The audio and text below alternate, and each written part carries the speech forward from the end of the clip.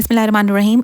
Point number 64, Marfan syndrome के अंदर defective protein फिब्रिलिन protein होती है। मार्फन सिंड्रोम एक ऐसा सिंड्रोम होता है जो आपके हार्ट को अफेक्ट करता है, जिसमें आपकी एओर्टिक रूट की डायलेशन हो जाती है, लेंस को अफेक्ट करता है, लेंस की डिसलोकेशन हो जाती है, माइट्रल वाल्व का डिफेक्ट आता है, सिस्टोलिक हमें क्लिक मिलता है और इसमें फिब्रिलिन प्रोटीन डिफेक्टिव होती है। क्रोमोसोम नंबर 15 के ऊपर जीन का डिफेक्ट होता है जो मार्फन सिंड्रोम के अंदर जीन डिफेक्ट होगा, वो क्रोमोसोम नंबर 15 पे होता है। बार बॉडीज से इनकरेक्ट बात यह है कि बार बॉडीज जो होती हैं वो कम्प्लीटली इनएक्टिव नहीं होती हैं। तो ये चीज़ जो इनकरेक्ट है रिगार्डिंग बार बॉडीज़ कि वो इनएक्टिव होती हैं कम्प्लीटली। विटामिन के ग्रीन लीफी वेजिटेबल से आता है और विटामिन के हमारे गैस्ट्रो इंटेस्टाइनल ट्रैक के अंदर सिंथेसाइज होता है। अगर तो विटामिन ए बहुत ज़्यादा होगा, ठीक है, विटामिन के ग्रीन लीफी वेजिटेबल से आ रहा था और विटामिन के गैस्ट्रोइंटेस्टाइनल ट्रैक के अंदर सिंथेसाइज होता है।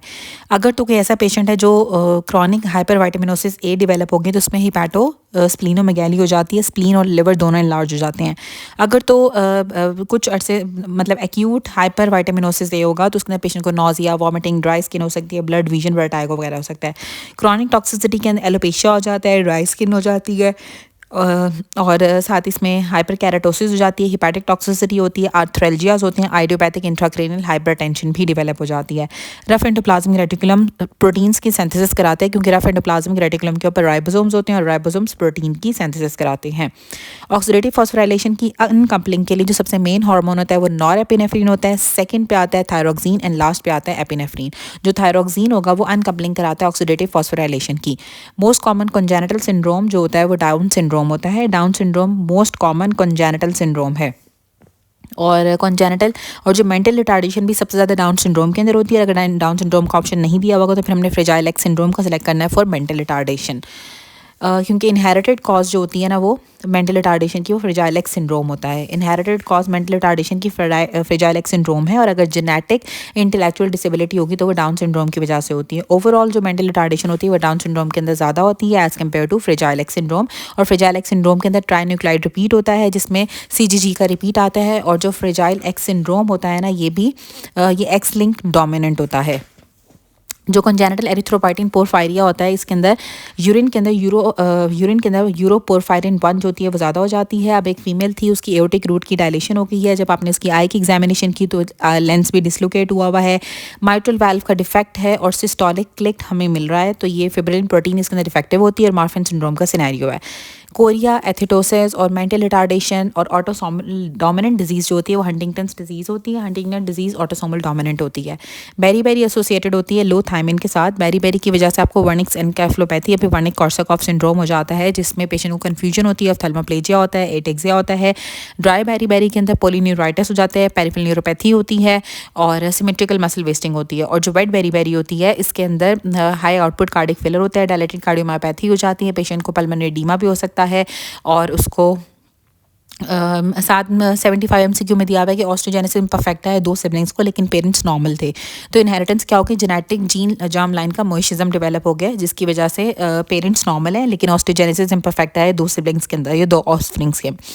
इंजाइम जिसकी एक्टिविटी ज़्यादा हो जाती है कैंसर सेल्स के अंदर, टीलोमेरेज इंजाइम की एक्टिविटी ज़्यादा हो जाती है कैंसर सेल्स के अंदर। और जो फिश टेक्निक होती है इससे हम क्रोमोसोम्स की एबनॉर्मेलिटीज़ को और क्रोमोसोम्स की जो माइक्रो डिलीशन होती है उसको हम डिटेक्ट करते हैं। जो विटामिन B1 की डेफिशिएंसी होती है इसमें क्या होगा कि विटामिन B1 की डेफिशिएंसी की वजह से हमें कार्डिक आउटपुट ज़्यादा हो जाता है क्योंकि इसमें वेट बेरी होती है, ठीक है। विटामिन B1 की जब थायमीन की डेफिशिएंसी होती है तो कार्डिक आउटपुट ज़्यादा हो जाता है बेरी की वजह से। थायमीन की डेफिशिएंसी की वजह से वर्निक्स एनकेफ्लोपैथी या वर्निक कॉर्साकॉफ सिंड्रोम डेवलप हो जाता है जिसमें ऑफ्थेल्मोप्लेजिया होता है, एटेक्सिया होता है और साथ पेशेंट को कन्फ्यूजन होगी। बेसमेंट मेम्ब्रेन रिपेल करती है नेगेटिव चार्ज को क्योंकि बेसमेंट मेम्ब्रेन में हेपेरिन सल्फेट होता है। विटामिन जो सिंथेसाइज होता है गैस्ट्रोइंटेस्टाइनल ट्रैक के अंदर विटामिन K होता है। साइटोकैरेटिन इंटरमीडिएट फाइलेमेंट होता है जो हमें सेल्स में मिलता है और ये न्यूप्लेजिया को डिटेक्ट करता है। साइटोकैरेटिन इंटरमीडिएट फाइलेमेंट है जो सेल्स में होता है और ये न्यूप्लेजिया को डिटेक्ट करता है। अगर एक अल्कोहलिक पर्सन है और साथ उसको हाइपोग्लाइसीमिया हुआ है तो आप इनिशियल ट्रीटमेंट में विटामिन B1 देंगे। अगर कोई अल्कोहल पी रहा है और साथ उसका ब्लड ग्लूकोज लेवल कम हो गया तो आपने उसको विटामिन B1 देना होता है। मार्फन सिंड्रोम के अंदर जो जीन डिफेक्ट आता है वो क्रोमोसोम नंबर 15 पे आता है।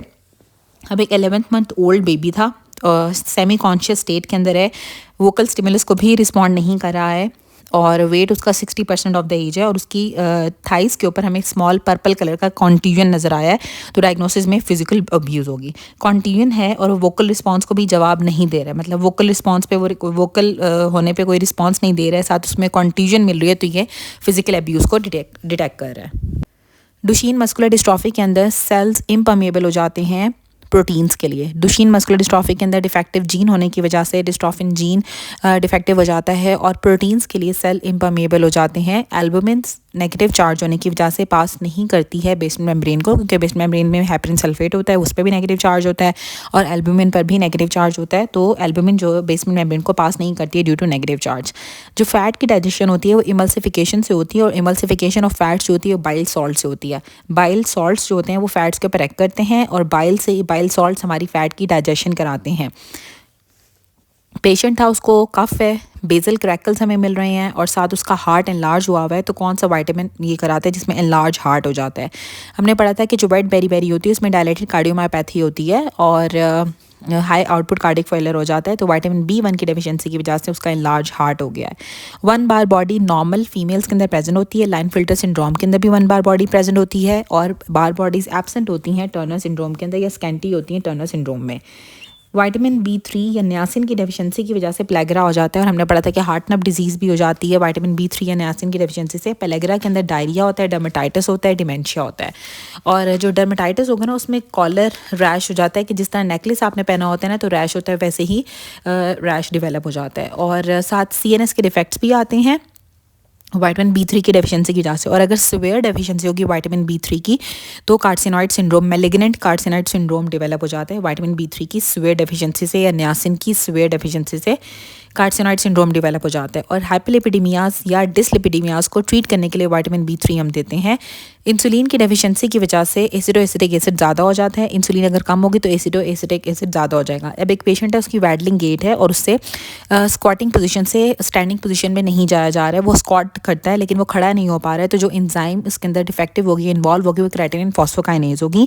काइलोमाइक्रॉन्स brush border of the small intestine से सिक्रीट होते हैं और ये लिपिड ट्रांसपोर्टर प्रोटीन्स होती हैं और उसके बाद ही लैक्टेल्स के अंदर चली जाती हैं। अब एक पेशेंट की गम स्वेलिंग हो रही है, साथ उसको ब्लीडिंग हो रही है, तो डेफिशिएंसी होगी एस्कॉर्बिक एसिड विटामिन सी की। विटामिन सी की डेफिशिएंसी की वजह से आपके गम्स स्वेल कर जाते हैं और गम्स से ब्लीडिंग होती है। फैट्स एंटर करती हैं लिम्फ के अंदर इन द फॉर्म ऑफ काइलोमाइक्रॉन्स। काइलोमाइक्रॉन्स की फॉर्म में ही फैट्स आपके लिम्फ के अंदर एंटर करती हैं और जो काइलोमाइक्रॉन्स होते हैं वो स्मॉल इंटेस्टाइन के ब्रश बॉर्डर से सिक्रीट होते हैं और उसके बाद फिर काइलोमाइक्रॉन्स आपकी लैक्टेल्स के अंदर एंटर हो जाते हैं। तो लिम्फ के अंदर जो फैट जाता है ना वो काइलोमाइक्रॉन्स की फॉर्म में जाता है। अब जो लाइपोप्रोटीन्स में से जो मेजर सोर्स है कोलेस्ट्रॉल का वो LDL होता है। LDL के अंदर कोलेस्ट्रॉल सबसे ज़्यादा होता है। अगर तो यूरिन का कलर ब्लैक हो जाता है जब एयर के साथ एक्सपोजर में आएगा, तो जो एंजाइम डेफिशिएंट होती है वो होमोजेंटिजेट ऑक्सीडेज डेफिशिएंट होती है। जो एल्केप्टोनूरिया के अंदर होमोजेंटिजिक एसिड की एक्यूमुलेशन होना स्टार्ट हो जाती है यूरिन के अंदर, यूरिन ब्लैक कलर का हो जाता है जब एयर के एक्सपोजर में आता है। एल्केप्टोनूरिया का सिनेरियो है। अब एक पेशेंट है, उसकी टॉल हाइट है, साथ उसको चेस्ट में पेन है और लेंस की डिसलोकेशन है। अगर एक पेशेंट की टॉल हाइट हो, लेंस डिसलोकेशन और चेस्ट पेन हो, कार्डिक डिफेक्ट्स हो, तो ये मार्फन सिंड्रोम का सिनेरियो है। प्रोथ्रोम्बिन टाइम जो होता है वो कम हो जाता है या PT डिक्रीज कर जाता है जब विटामिन K की डेफिशिएंसी होती है, और क्योंकि विटामिन K हमारे क्लॉटिंग फैक्टर्स 2, 7, 9, 10 को रेगुलेट कर रहा होता है, तो प्रोथ्रोम्बिन की डेफिशिएंसी हो जाती है। और जो बेसिकली फैक्टर 2 होता है वो प्रोथ्रोम्बिन होता है। ठीक है, उसके बाद आता है transferred by the multifactorial inheritance. Multifactorial inheritance जिसकी होती है वो ओम्फैलोसील है। ओम्फैलोसील की मल्टीफैक्टोरियल इनहेरिटेंस होती है। स्वेयर डेफिशिएंसी की वजह से मैलिग्नेंट कार्सिनॉइड सिंड्रोम हो जाता है। जब नियासिन की विटामिन B3 की स्वेयर डेफिशिएंसी होती है तो मैलिग्नेंट कार्सिनॉइड सिंड्रोम डेवलप हो जाता है। कॉरोनरी डिजीज़ के साथ रिलेटेड है और इनहिबिट करता है फाइब्रिनोलाइसिस को LDL-C। जो LDL-C होता है एक तो फाइब्रिनोलाइसिस को इनहिबिट करता है और कॉरोनरी डिजीज़ के साथ रिलेटेड होता है। इंटरमीडिएट फाइलामेंट्स जो कि सेल रिपेयर के अंदर इन्वॉल्व होते हैं, दैट इज साइटोकैरेटिन। साइटोकैरेटिन न्यूप्लेजिया को डिटेक्ट करता है और ये इंटरमीडिएट फाइलामेंट्स होते हैं जो कि सेल रिपेयर के अंदर इन्वॉल्व होते हैं।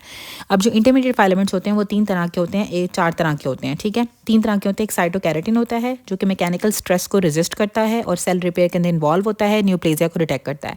जो वाइमेंटिन होता है ना वो सेल की माइग्रेशन कराता है, अटैचमेंट कराता है और सेल की सिग्नलिंग करता है। जो डेस्मिन होता है ना वो स्ट्रक्चरल और फंक्शनल इंटीग्रिटी को मेंटेन करता है। जो माइक्रोट्यूबुलिन होती है वो सेल की डिवीजन कराती है। सेल डिवीजन में माइक्रोट्यूबुलिन होगी, जो डेस्मिन होगा वो स्ट्रक्चरल फंक्शनल इंटीग्रिटी को मेंटेन करेगा। वामेंटिन जो होता है वो अटैचमेंट्स कराता है, सेल को माइग्रेट कराता है, सेल की सिग्नलिंग करता है। और मैकेनिकल स्ट्रेस को जो रेजिस्ट करता है that is cytocarotene. Rate limiting enzyme glycolysis की फॉस्फोफ्रुक्टोकाइनेज होती है। अब यहाँ पे सारी रेट लिमिटिंग एंजाइम्स बताएंगे। कोलेस्ट्रॉल की सिंथेसिस के अंदर जो रेट लिमिटिंग एंजाइम है that is HMG-CoA reductase. HMG-CoA reductase cholesterol synthesis की रेट लिमिटिंग एंजाइम है। क्रेब्स साइकिल के अंदर आइसोसिट्रेट डिहाइड्रोजनेज होती है। कीटोन बॉडीज की सिंथेसिस HMG-CoA सिंथेटेज होगी। HMG-CoA सिंथेटेज होती है कीटोन बॉडी की सिंथेसिस के अंदर रेट लिमिटिंग है, और HMG-CoA रिडक्टेज होती है कोलेस्ट्रॉल की सिंथेसिस के अंदर रेट लिमिटिंग एंजाइम होती है। फैटी एसिड की सिंथेसिस जो होती है acetyl coenzyme A carboxylase, fatty acid की synthesis acetyl coenzyme A carboxylase rate limiting है। बाइल एसिड की सिंथेसिस के अंदर 7-अल्फा हाइड्रोक्सिलेज, ग्लूकोनियोजेनेसिस के अंदर पायरुवेट कार्बोक्सिलेज, ग्लाइकोलाइसिस के अंदर फॉस्फोफ्रुक्टोकाइनेज, कैटेकोलामीन्स की सिंथेसिस में टायरोसिन हाइड्रोक्सिलेज, ग्लाइकोजिनोलाइसिस के अंदर ग्लाइकोजन फॉस्फोराइलेज, और HMP शंट के अंदर ग्लूकोज 6 फॉस्फेट डिहाइड्रोजनेज इसकी रेट लिमिटिंग। G6PD जो होती है glucose 6 phosphate dehydrogenase HMP shunt के अंदर रेट लिमिटिंग एंजाइम होती है। यूरिया साइकिल के अंदर कार्बोनाइल फॉस्फेट सिंथेटेज 1 और पायरिमिडीन की सिंथेसिस के अंदर कार्बोनाइल फॉस्फेट सिंथेटेज 2। प्यूरिन की सिंथेसिस के अंदर glutamine phosphoribosyl pyro sulphate amino transferase, और फैटी एसिड ऑक्सीडेशन के अंदर कार्निटिसाइल ट्रांसफेरेज। ठीक है, अब जो लिम्फ वेसल्स होती हैं वो इन्वॉल्व होती हैं सिस्टिक हाइग्रोमा में। विटामिन B12 कैरियर फैक्टर होता है ट्रांसकोबालामिन 2। ट्रांसकोबालामिन 2 जो होता है विटामिन B12 को कैरी करता है। विटामिन B12 के एब्जॉर्प्शन के लिए या बाइल सॉल्ट्स की एब्जॉर्प्शन जो होती है वो टर्मिनल इलियम से होती है। जिनके अंदर टर्मिनल इलियम की रिसेक्शन हुई होती है उनके अंदर विटामिन B12 की डेफिशिएंसी हो जाती है, क्योंकि विटामिन B12 और बाइल सॉल्ट्स टर्मिनल इलियम से एब्जॉर्ब होते हैं। विटामिन B12 के एब्जॉर्प्शन के लिए इंट्रिंसिक फैक्टर चाहिए होता है, तो जिन लोगों के अंदर पार्शियल गैस्ट्रेक्टमी या टोटल गैस्ट्रेक्टमी होती है उनमें भी विटामिन B12 की डेफिशिएंसी हो जाती है। जो विटामिन B12 के लिए ट्रांसपोर्ट के लिए चाहिए होता है वो ट्रांसकोबालामिन 2 चाहिए होता है। विटामिन B12 की जो कैरियर फैक्टर होता है या जो ट्रांसपोर्ट कराता है विटामिन B12 की वो ट्रांसकोबालामिन 2 होता है। और विटामिन B12 की डेफिशिएंसी से मेगालोब्लास्टिक एनीमिया हो रहा था, और इसमें बीफी रेड टंग भी हो जाती है जब विटामिन B12 की डेफिशिएंसी होती है। और पेरिफेरल न्यूरोपैथी भी कराते हैं विटामिन B12 की deficiency. Most common cause sex chromosome के एबनॉर्मलिटी की वो लाइन फिल्टर सिंड्रोम है। सेक्स क्रोमोसोम के अंदर एबनॉर्मलिटी होगी तो ये लाइन फिल्टर सिंड्रोम होगा, जो कि फेनोटाइपिकली मेल होते हैं, टॉल स्टेचर होता है, लेकिन गायनेकोमैस्टिया भी होगा, और उनकी जो टेस्टीज होती हैं ना वो कह लेंगे प्रिमिटिव टेस्टीज होती हैं, अच्छे से वेल डेवलप्स नहीं होते हैं उनके secondary sexual characters. Phenotypically male होते हैं, लेकिन इसके अंदर जो है वो 2 X क्रोमोसोम होते हैं और मिनिमम 1 Y क्रोमोसोम होगा। मैग्नेटा टंग जो होती है वो विटामिन B2 या फिर राइबोफ्लेविन की डेफिशिएंसी की वजह से मैग्नेटा टंग हो जाती है, और विटामिन B12 की डेफिशिएंसी की वजह से रेड बीफी टंग हो जाती है। डेली रिक्वायरमेंट प्रोटीन्स की 1 ग्राम पर kg होती है। अगर आपका वेट 70 kg है तो आपको 70 ग्राम्स प्रोटीन्स चाहिए डेली। तो जो प्रोटीन्स की डेली रिक्वायरमेंट होती है 1 ग्राम पर kg होती है। अनकपलिंग ऑक्सीडेटिव फॉस्फोराइलेशन के लिए सबसे ज़्यादा जो होता है वो नॉरएपिनेफ्रिन कराता है, सेकंड पे थायरोक्सिन और थर्ड पे एपिनेफ्रिन। तो NTE इसका निमोनिक है। होमोसिस्टीन ब्लड के अंदर आता है मिथ्योनिन से। मिथ्योनिन होमोसिस्टीन लेकर आता है हमारे ब्लड में। S1 फेज़ के अंदर DNA की डुप्लीकेशन होती है, जो DNA डिवाइड करता है या DNA रेप्लिकेट करता है सिंथेसिस फेज़ के अंदर, जो S1 फेज़ होता है। ऑप्टिक न्यूराइटिस हो जाता है विटामिन B12 की डेफिशिएंसी की वजह से। जो विटामिन B12 है हमारी नर्व्स को डैमेज करता है, तो ऑप्टिक न्यूराइटिस हो जाता है। ऑप्टिक न्यूराइटिस विटामिन B6 की पैराडॉक्सिन की डेफिशिएंसी की वजह से भी होता है। और जो पेरिफेरल न्यूराइटिस होता है वो ड्राई बेरी के अंदर होता है विटामिन B1 की डेफिशिएंसी की वजह से, या फिर पैराडॉक्सिन विटामिन B6 और फिर विटामिन B12 की डेफिशिएंसी की वजह से भी पेरिफेरल न्यूराइटिस हो सकता है। अल्कैप्टेनूरिया के अंदर जो होमोजेंटेसिक एसिड होता है वो यूरिन के अंदर ज़्यादा हो जाता है, और यूरिन का कलर ब्लैक हो जाता है जब एयर के साथ एक्सपोजर होता है। क्लासिक ग्लैक्टोजीमिया के अंदर ग्लैक्टोज 1 फॉस्फेट यूरिडाइल ट्रांसफेरेज की डेफिशिएंसी होती है। क्लासिक ग्लैक्टोजीमिया के अंदर जब आपके ब्लड के अंदर ग्लैक्टोज के लेवल ज़्यादा हो जाते हैं, इसमें ग्लैक्टोज 1 फॉस्फेट यूरिडाइल ट्रांसफेरेज की डेफिशिएंसी हो जाती है। जो मोस्ट कॉमन पैटर्न है जेनेटिक डिजीज़ का वो मल्टीफैक्टोरियल होता है। ऑर्गेनीज और ऑर्गेनाइलिस जिसके अंदर माइक्रोट्यूब्यूल्स होते हैं, दैट इज सेंट्रियोल्स। सेंट्रियोल्स ऐसी ऑर्गेनाइलिस हैं जिसके अंदर माइक्रोट्यूब्यूल्स होते हैं। कोएंजाइम A हमें चाहिए होती है विटामिन B5 के लिए। विटामिन B5 जो होता है ना वो कोएंजाइम A की सिंथेसिस के लिए चाहिए होता है। विटामिन B5 पेंटोथेनिकेस होता है जो कि कोएंजाइम A का कंपोनेंट होता है। कोएंजाइम A की सिंथेसिस के लिए विटामिन B5 या पेंटोथेनिक एसिड चाहिए होता है। और जो विटामिन B7 होता है जिसको हम बायोटिन कहते हैं, वो कार्बोक्सिलेशन रिएक्शन के अंदर को फैक्टर के तौर पर काम करता है। हमने पढ़ा था कि जो बीटा फैटी एसिड की ऑक्सीडेशन होती है उसके अंदर भी हमें बायोटिन या B7 चाहिए होता है। 1 कार्बन कैरियर बायोटिन होता है, और जो 1 कार्बन को ट्रांसफ़र करता है ना that is folate. Vitamin B9 folate जो होता है 1 कार्बन ट्रांसफ़र करता है, और 1 कार्बन कैरियर जो होता है ना वो विटामिन B7 जो होता है, दैट इज़ विटामिन B7 जिसको हम बायोटिन कहते हैं। और जो विटामिन B7 बायोटिन होता है वो बीटा ऑक्सीडेशन भी कराता है फैटी एसिड्स की, और 1 कार्बन कैरियर भी होता है बायोटिन। और अगर आपने 1 कार्बन को ऐड करना हो तो बायोटिन को हम लिखेंगे, और 1 कार्बन ट्रांसफ़र जो करता है that is folate. LDL receptors नहीं होते हैं या डिफेक्टिव हो जाते हैं LDL रिसेप्टर्स टाइप 2 हाइपरलिपिडीमिया के अंदर। हाइपरलिपिडीमिया की 4 टाइप्स होती हैं, type 1, type 2, type 3 and type 4। जो टाइप 1 हाइपरलिपिडीमिया होता है इसमें लाइपोप्रोटीन लाइपेज का डेफिशिएंसी होती है, या फिर एपोलाइपोप्रोटीन C की डेफिशिएंसी होती है, ठीक है। एपोलाइपोप्रोटीन C2 की डेफिशिएंसी होती है, एपो2 की डेफिशिएंसी होती है, या फिर लाइपोप्रोटीन लाइपेज की डेफिशिएंसी होती है। जो टाइप 2 हाइपरलिपिडीमिया होते हैं उसके अंदर एब्सेंट या फिर डिफेक्टिव LDL रिसेप्टर्स होते हैं, और एपो B100 की डेफिशिएंसी डिफेक्टिव हो जाती है। जो टाइप 3 हाइपरलिपिडीमिया होता है इसके अंदर एपो E की डिफेक्टिव होती है, और जो टाइप 4 हाइपरलिपिडीमिया होता है इसमें लिवर से VLDL की ओवर प्रोडक्शन होती है, हेपेटिक ओवर प्रोडक्शन होती है VLDL की। अब हम रिवाइज करते हैं। जो टाइप 1 हाइपरलिपिडीमिया था इसमें लाइपोप्रोटीन लाइपेज की डेफिशिएंसी होती है, और एपो2 की डेफिशिएंसी होती है, एपो2 की डिफेक्टिव हो जाएगी। जो टाइप 2 हाइपरलिपिडीमिया होता है इसके अंदर LDL रिसेप्टर्स जो होते हैं या तो वो प्रेजेंट ही नहीं होते हैं, एब्सेंट होते हैं, या फिर डिफेक्टिव होते हैं, और इसके अंदर एपो B100 जो होती है डिफेक्टिव होती है। जो टाइप 3 होती है उसके अंदर एपो E डिफेक्टिव होती है, और जो टाइप 4 होती है इसमें VLDL की ओवर प्रोडक्शन हो जाती है लिवर से। अब जो 121 में दिया हुआ कि LDL रेज्ड हो जाता है टाइप 2 डिसलिपिडीमियास के अंदर। LDL इसलिए रेज्ड हो रहा है क्योंकि जो LDL रिसेप्टर्स होते हैं वो एब्सेंट होते हैं या डिफेक्टिव हो जाते हैं, जिसकी वजह से LDL का लेवल ज़्यादा हो जाता है टाइप 2 डिसलिपिडीमियास में या टाइप 2 हाइपरलिपिडीमिया में।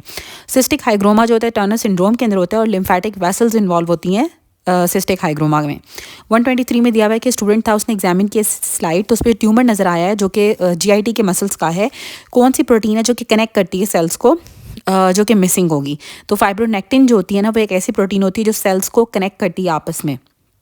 फाइब्रोनेक्टिन सेल्स को आपस में कनेक्ट करती है। मैपल सीरम यूरिन डिजीज़ के अंदर alpha keto acid dehydrogenase AKD alpha keto acid dehydrogenase की डिक्रीज होने की वजह से मैपल सीरम यूरिन डिजीज़ हो जाती है। अगर एक बच्चा उसको पामर्स एंथोमास और उसका कोलेस्ट्रॉल का लेवल ज़्यादा होगा तो ये हाइपरकोलेस्ट्रीमिया टाइप 3 है।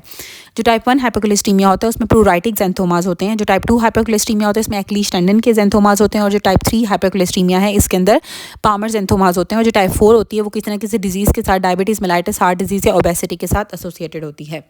अब अगर एक बॉय को पामर्स एंथोमास होंगे तो उसमें टाइप 3 हाइपरकोलेस्ट्रीमिया होगा। टाइप 1 के अंदर जो थे वो आपकी प्रोराइटिक ज़ेंथोमास होते हैं। जो टाइप 2 होता है उसके एक्लीश टेंडन के ज़ेंथोमास होते हैं। टाइप 3 हाइपरकोलेस्ट्रीमिया के अंदर पामर्स एंथोमास होते हैं, और जो टाइप 4 हाइपरकोलेस्ट्रीमिया होता है उसमें diabetes, mellitus, heart disease, obesity के साथ एसोसिएटेड होता है। मोस्ट अबंडेंट सब्सटेंस जो प्रोटोप्लाज्म के अंदर होते हैं वाटर के बाद दैट आर प्रोटीन्स, ठीक है। प्रोटोप्लाज्म के अंदर प्रोटीन्स ज़्यादा होती हैं, सबसे ज़्यादा वाटर होता है, और सेकंड पे प्रोटीन्स होती हैं। फर्स्ट पे वाटर होगा, और पानी के बाद जो सबसे ज़्यादा चीज़ इंपॉर्टेंट होती है ना वो प्रोटीन्स होती हैं, फिर कार्ब्स होते हैं, फिर लिपिड्स होते हैं। तो प्रोटोप्लाज्म के अंदर सबसे ज़्यादा वाटर होता है, और वाटर के बाद प्रोटीन्स होती हैं। एक बच्चा है उसको हेपेटोस्प्लीनोमेगाली है, स्टीक ऑन हेयर्स हैं फेस और एब्डोमेन के ऊपर, इसकी स्टीक्स हैं हेयर्स के, और प्रोट्रूडेड एब्डोमेन है। तो एक क्वाशियोकोर का सिनेरियो है, क्वाशियोकोर के अंदर हेपेटोस्प्लीनोमेगाली हो जाती है, स्टीक हेयर्स हो जाते हैं, और प्रोट्रूडेड एब्डोमेन होता है, जिसमें प्रोटीन एनर्जी मेल न्यूट्रिशन भी कहते हैं। पेरिफेरल न्यूराइटिस जो होता है वो विटामिन B1 की डेफिशिएंसी की वजह से होता है, जो ड्राई बेरी के अंदर होता है। ड्राई बेरी के अंदर पेरिफेरल न्यूराइटिस होता है, और विटामिन B1 की डेफिशिएंसी की वजह से होता है। पेरिफेरल न्यूराइटिस जो होता है विटामिन B12 की डेफिशिएंसी से भी होगा, लेकिन सबसे मेन ऑप्शन आपने लगानी है B1 की डेफिशिएंसी से हो रहा है। फैट जो होती है वो 9 किलो कैलोरीज एनर्जी यील्ड करती हैं। जो कार्बोहाइड्रेट्स और प्रोटीन्स होती हैं उससे 4 किलो कैलोरीज बनते हैं। जो फैट्स होते हैं वो 9 देते हैं। अल्कोहल से आपको 7 किलो कैलोरीज मिलते हैं। डेली जो हमें कार्बोहाइड्रेट्स चाहिए होते हैं 50 to 60% हमारी डाइट के अंदर कार्बोहाइड्रेट्स आनी चाहिए, 25 से 35% फैट्स होनी चाहिए, और 10 to 20% प्रोटीन्स होनी चाहिए। म्यूटेशन जो होती है ना वो परमानेंट चेंज इन DNA को शो करती है। म्यूटेशंस के अंदर आपका जो DNA के अंदर परमानेंट चेंज आ जाता है। अब एक पेशेंट था, उसका क्रॉनिक रीनल फेलियर था, उसका कैल्शियम के लेवल लो हैं और फॉस्फेट के लेवल ज़्यादा हैं। तो इसका मतलब है कि उसके अंदर जो 125 डाइहाइड्रोक्सीकोलिकैल्सिफेरोल या एक्टिवेटेड विटामिन D के लेवल्स कम होंगे, जिसकी वजह से उसका सीरम कैल्शियम कम है और फॉस्फेट के लेवल ज़्यादा है। क्रॉनिक रीनल फेलियर वाले पेशेंट्स के अंदर विटामिन D के लेवल, एक्टिवेटेड विटामिन D कम हो जाता है, क्योंकि जो विटामिन D की एक्टिवेशन होती है ना वो किडनी के अंदर होती है। तो जो क्रॉनिक रीनल फेलियर वाले पेशेंट्स के अंदर कैल्शियम के लेवल ब्लड के अंदर कम हो रहे हो और फॉस्फेट के लेवल ज़्यादा हो रहे हो, तो उसके अंदर जो 125 डाइहाइड्रोक्सीकोलिकैल्सिफेरोल की डेफिशिएंसी होती है। लिवर मेंटेन करता है ग्लूकोज के लेवल्स को खाने के दौरान बाय विच, ठीक है, बिटवीन मील्स जो ग्लूकोनियोजेनेसिस से जो है वो बिटवीन मील्स जो ग्लूकोज लेवल होता है वो मेंटेन मेंटेन होता है और आफ्टर मील ग्लाइकोलिसिस से, ठीक है। खाने के बाद जो हमारा शुगर लेवल मेंटेन होता है वह ग्लाइकोलिसिस से, और ड्यूरिंग बिटवीन मील जो होता है वो ग्लूकोनियोजेनेसिस से। ग्लूकोनियोजेनेसिस से बिटवीन मील होता है, या ग्लाइकोजिनोलाइसिस से बिटवीन मील होता है, और खाने के बाद जो होता है वो ग्लाइकोलिसिस से। खाने के बाद ग्लाइकोलिसिस से और ड्यूरिंग मील लिवर जो होता है वो ग्लाइकोजिनोलाइसिस से या फिर ग्लूकोनियोजेनेसिस से मेंटेन करता है हमारे ब्लड ग्लूकोज लेवल्स को। अब 56 ईयर ओल्ड एग्जीक्यूटिव ऑफिसर था, उसने बर्गर खाया है, 7 फ्राइज़ खाए हैं और लिपिड प्रोफाइल उसने भी कराई है। सेंट्रीफ्यूज किया तो प्लाज्मा उसका मिल्की वाइट हो गया काइलोमाइक्रॉन्स की वजह से। काइलोमाइक्रॉन्स की वजह से जो प्लाज्मा होता है वो मिल्की वाइट हो जाता है और फैट्स हमारी बॉडी के अंदर जो काइलोमाइक्रॉन्स की फॉर्म में एंटर करते हैं। और which of the following is the product carbohydrate digestion, ठीक है। कार्बोहाइड्रेट के डाइजेशन से हमारे पास ग्लूकोज बनता है, ठीक है। और हमने पढ़ा था कि फैट जो होते हैं लिम्फ के अंदर एंटर करते हैं इन द फॉर्म ऑफ काइलोमाइक्रॉन्स। काइलोमाइक्रॉन्स आपके ब्रश प्रोडक्ट स्मॉल इंटेस्टाइन से सिक्रीट होते हैं और फिर हमारी लैक्टियल्स के अंदर चले जाते हैं। और जो काइलोमाइक्रॉन्स होते हैं, काइलोमाइक्रॉन्स की वजह से ये जो प्लाज्मा होता है ना वो मिल्की वाइट कलर का हमें नज़र आता है, और फैट जो काइलोमाइक्रॉन्स की फॉर्म में ही हमारी लैक्टियल्स के अंदर जाता है। गट का बैक्टीरिया जो कि हेल्प करता है किस विटामिन की सिंथेसिस में, विटामिन के की सिंथेसिस हमारे गैस्ट्रोइंटेस्टाइनल ट्रैक्ट से होती है, तो गट के बैक्टीरिया विटामिन के की सिंथेसिस कराते हैं। अब एक पेशेंट है जो कि जिसे अंधेरे में नहीं नज़र आ रहा है, डार्क में नहीं नज़र आ रहा है, तो उसके अंदर विटामिन ए की डेफिशिएंसी होगी या रेटिनोल की डेफिशिएंसी होगी। इंटरमीडिएट फाइलेमेंट जो मीजनकाइम या कनेक्टिव टिश्यू के अंदर होते हैं दैट इज़ वामेंटिन। अभी याद रखना है मीजनकाइम के अंदर वामेंटिन होता है, एपिथेलियल टिश्यूज़ के अंदर कैराटिन होता है और मसल्स के अंदर डेस्मिन होता है, ठीक है। डीएम से याद रख लेना है कि जो मसल्स के अंदर डेस्मिन होगी, मीजनकाइम के अंदर वामेंटिन होती है। मूवी होता है ना, तो मूवी से याद रख लो कि मीजनकाइम के अंदर जो है ना वो वामेंटिन होगा, मसल्स के अंदर जो है ना वो डेस्मिन होगा, और जो एपिथेलियल सेल्स होते हैं उसके अंदर कैराटिन होता है। कैराटिन हमारी स्किन के अंदर होता है ना, एपिथेलियम के अंदर होगा, तो कैराटिन जो होता है वो एपिथेलियल सेल्स का इंटरमीडिएट फाइलेमेंट है। मसल जो होता है वो डेस्मिन का है, डेस्मिन जो है वो मसल्स के अंदर होता है, और जो वामेंटिन होता है वो मीजनकाइम के अंदर होगा। लार्जेस्ट मॉलिक्यूलर वेट प्रोटीन होती है टाइटिन। टाइटिन जो होती है एक ऐसी प्रोटीन है जिसका लार्जेस्ट प्रोटीन होती है बॉडी के अंदर, इसका मॉलिक्यूलर वेट जो होता है 3 मिलियन डाल्टन्स की इक्वल होता है, और उसके अंदर 27,000 अमाइनो एसिड्स होते हैं। टाइटिन जो होती है ना वो हमारी लार्जेस्ट कोडिंग सीक्वेंस होता है इसका, और जो लार्जेस्ट प्राइमरी ट्रांसक्रिप्ट होता है वो डिस्ट्रोफिन जीन होता है। सेल साइकिल का जो G2 फेज़ होता है ना इस between S and M phase, ठीक है। सबसे पहले क्या आता है हमारे पास जो फेजेस आते हैं ना, उसमें हमने पढ़ा था कि जो सेल साइकिल होता है उसका सबसे पहले आता है G1 फेज़, G1 फेज़ के बाद S फेज़ आता है, फिर G2 फेज़ आता है और फिर M फेज़ आता है। तो जो G2 फेज़ होगा ना वो आपके S फेज़ और M फेज़ के दरमियान में होता है, ठीक है। अच्छा, उसके बाद आ जाएगा हमारे पास के लिपिड आफ्टर मेटाबॉलिज्म एब्जॉर्ब होते हैं in the form of chylomicrons. Lipids जो होते हैं ना वो काइलोमाइक्रॉन्स की फॉर्म में एब्जॉर्ब होते हैं। जो फैट्स होती हैं वो काइलोमाइक्रॉन्स की फॉर्म में हमारी लैक्टियल्स के अंदर जाती हैं, और जो काइलोमाइक्रॉन्स होते हैं वो आपके इंटेस्टाइन्स के ब्रश बॉर्डर से सिक्रीट होते हैं।